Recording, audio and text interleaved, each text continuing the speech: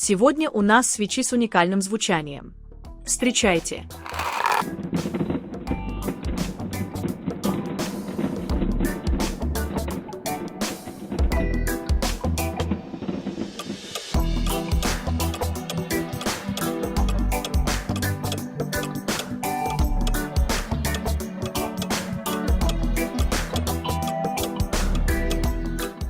Стандартный линейный переключатель. Подсветка без усиления. Стем без дополнительных стенок, но держится в направляющих достаточно хорошо. Общая длина хода 4 мм. Ход до срабатывания 2 мм. Внутри все так же скучно, как и снаружи. Обычные направляющие, обычный стем, обычная пластина.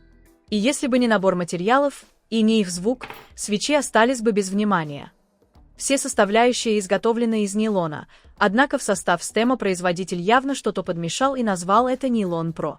Очень завуалировано, но осуждать мы это не будем. Тем более сомневаться в отличительных особенностях состава явно не приходится, иначе звучание нейлона было бы очень типичным. А тут действительно присутствуют нотки дерева. И смазка точно не навредит такому звучанию. Более того, свич неплохо смазан с завода, что отчасти и дарит такое редкое звучание. Тем не менее, с ручной смазкой производства пока не сравнится. Поэтому свечи можно пересмазать через какое-то время или сразу после покупки. Смазываем все составляющие.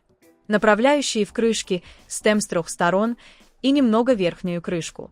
Длина пружины 22 мм. Стоит она хорошо и в смазке не нуждается. Сила нажатия 45 грамм. Нажатие кому-то может показаться недостаточно тугим, но помните, что вы всегда можете подобрать пружины под себя, звук от пружин зависит в меньшей степени. По конструкции нареканий нет, как и явных преимуществ. Свечи на тайпинге будут в стоке на родной смазке на легендарной АК-650. Приятного прослушивания!